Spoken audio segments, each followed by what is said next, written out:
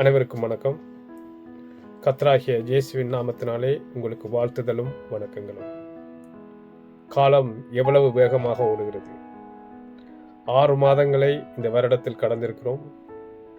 நேற்று தான் புதிய வருடத்தின் ஆராதனையில் பங்கு கொண்டது போல ஒரு எண்ணம் இருக்கிறது. இயேசு கிறிஸ்து இதை குறித்து சொல்லியிருக்கிறார். கடைசி காலங்களில் நாட்கள் வேகமாக எண்ணப்படும். மத்தேயு 24:22 நீங்கள் எடுத்து வாசிக்கும் பொழுது, அந்த நாட்கள் குறைக்கப்படாவிட்டால் எந்த மாம்சம் ரட்சிக்கப்படாது, தெரிந்து கொள்ளப்பட்டவர்களின் நிமித்தம் அந்த நாட்கள் குறைக்கப்படும் என்று சொல்லியிருக்கிறார். நாட்கள் குறைக்கப்படவில்லை, நாட்கள் வேகமாக ஓடுகின்றன. எங்கள் கண்களுக்கு முன்பாக இந்த உலகத்தில் அநேக காரியங்கள் இப்பொழுது நடந்து வருகின்றன. சில நாடுகளில் நிலநடுக்கங்கள் ஒன்றன் பின் ஒன்றாக நடக்கின்றன. சில நாடுகளில் கொள்ளை நோய்கள் வேகமாக பரவுகின்றன. சில நாடுகளில் யுத்தங்களும் அந்த யுத்தங்களின் செய்திகளையும் நாங்கள் கேட்கிறோம். சமாதானம் என்று சொல்லுகிறார்கள், ஆனால் சமாதானம் கண்ணு கட்டிய தூரம் வரை இல்லை. உக்ரைன் என்ற நாட்டில் சண்டை நடந்து கொண்டிருக்கிறது. அதை உலகம் மறந்து போய் இப்பொழுது உலக கால்பந்தில் அவர்கள் கவனத்தை செலுத்திக் கொண்டிருக்கிறார்கள்.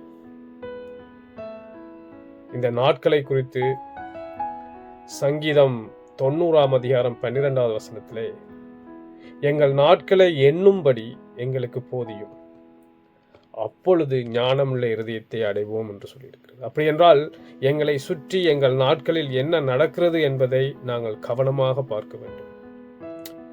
பழைய ஏற்பாட்டில் மட்டுமல்ல, புதிய ஏற்பாட்டில் எபேசியர் 5:15-16 நீங்கள் எடுத்து வாசித்தீர்கள் என்றால், ஆகையால் நீங்கள் ஞானமில்லாதவர்களைப் போல நடவாமல் ஞானமுள்ளவர்களைப் போல மிகவும் ஜாக்கிரதையாக நடந்து காலத்தை பிரயோஜனப்படுத்திக் கொள்ளுங்கள், நாட்கள் பொல்லாதவைகளாய் இருக்கிறது என்று எங்களுக்கு அறிவுறுத்துகிறது. இந்த வசனங்கள் எல்லாம் சொல்வது ஒரே காரியத்தை தான்.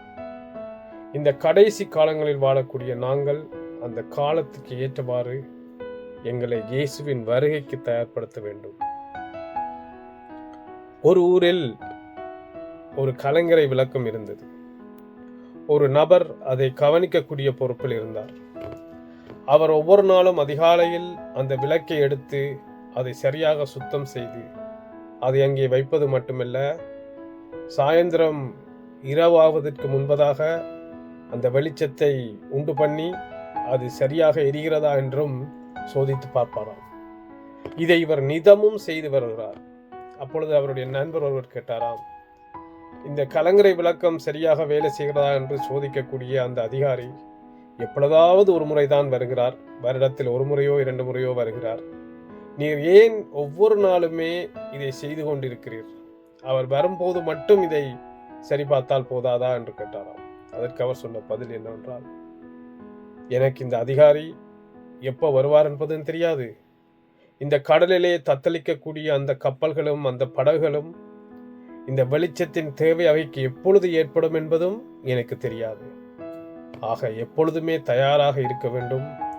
அந்த அதிகாரி வரும்பொழுது நான் வெட்கப்பட்டு போய்விடக் கூடாது என்பதற்காக நான் இதை செய்கிறேன் என்று சொன்னாராம். ஆகையால் என் அருமையான தேவனுக்குள்ளான பிள்ளைகளே, நாங்கள் 2 காரியங்களை செய்ய வேண்டும். 1, தயாராக இருக்க வேண்டும். 2, மற்றவர்களுக்கு வெளிச்சமாக இருக்க வேண்டும். எங்களையே வெளிச்சம், இந்த உலகத்திற்கான வெளிச்சம் என்று இயேசு கிறிஸ்து சொல்லியிருக்கிறார். நீங்கள் ஒன்றை நினைத்துக் கொள்ளுங்கள், நீங்கள் கடவுளுக்கானவர்கள். உங்கள் மூலமாய் யாரோ ஒருவருக்கு கிறிஸ்துவின் வருகையை பற்றி சொல்வதற்கு தேவன் ஆவலாய் இருக்கிறார். ஆகவே இந்த ஜூலை மாதத்தை எங்களுடைய ஊழியத்துக்கான மாதமாக நாங்கள் எடுத்துக்கொள்வோம். ஒரு நபருக்கேனும் கிறிஸ்துவை பற்றி சொல்வதற்கு, அவருடைய வருகையை பற்றி சொல்வதற்கு நாங்கள் திடசங்கப்பம் கொள்ளுவோம். கிறிஸ்து வெளிப்படுத்துதலில் எங்களுக்கு ஒரு வாக்குத்தத்தத்தை தந்திருக்கிறார். வெளிப்படுத்துதல் 3:11 அவர் எங்களுக்கு சொன்ன வார்த்தை என்னவென்றால், இதோ சீக்கிரமாய் வருகிறேன், ஒருவனும் உன் கிரீடத்தை எடுத்துக்கொள்ளாதபடிக்கு உனக்குள்ளதை பற்றி கொண்டிரு அப்படின்னு சொல்லியிருக்கிறார். அப்படியானால் நாங்கள் எங்களுக்கு உள்ளானதை பற்றி கொண்டிருப்பது மட்டுமல்ல, அநேகருக்கு அவருடன் வருகையை குறித்து சொல்லக்கூடியவர்களாகவும் காணப்பட நாங்கள் உறுதியெடுப்போம். இந்த மாதம் முழுவதும் எங்களுடைய எண்ணமும் செயலும் கர்த்தரின் வருகையை பிரகடனப்படுத்தக்கூடிய மாதமாக இருக்க கர்த்தர் எங்களை நடத்துவாராக. கண்களை மூடி ஜெபம் செய்வோம். சேனைகளின் கர்த்தராகிய நல்ல ஆண்டவரே, இதோ இந்த மாதத்தின் ஆரம்பத்திலே வந்திருக்கிறோம். கடந்த 6 மாத காலமும் நீர் எங்களோடு இருந்தீர், எங்களை காத்து கொண்டீர். நாங்கள் உயிரோடு இருப்பதும் நிர்மூலமாகாமல் இருப்பதும் உம்முடைய சுத்த கிருபையாக இருக்கிறது. இதோ இந்த மாதத்தில் உம்முடைய வருகையை நாங்கள் சொல்வதற்கு எங்களை நேரங்களையும் எங்கள் பலத்தையும் நாங்கள் பிரயோஜனப்படுத்த நீர் எங்களுக்கு உதவி செய்யும். உம்முடைய ஐஸ்வர்யத்தினாலும் அன்பினாலும் கிருபையினாலும் எங்களை மூடிக்கொள்ளும். இந்த மாதம் எங்களுடைய குடும்பங்கள், நானும் என் வீட்டாரும் ஒன்றால் கர்த்தரையே சேவிப்போம் என்று சொல்லக்கூடிய குடும்பங்களாய் மாற, அநேகருக்கு முன்பதாக கலங்கரை விளக்கமாக நாங்கள் காணப்பட கர்த்தரீரங்களை நடத்தும்படியாக கெஞ்சுகிறோம். ஜெபத்தை கேட்ட கிருபைக்காக நன்றி செலுத்துகிறோம். இயேசுவின் இனிய நாமத்தினாலே ஜெபங்களும் நல்ல பிதாவே, ஆமென். தேவன் தாமே எங்கள் ஒவ்வொருவரையும் ஆசீர்வதித்து வழிநடத்துவாராக. ஆமென்.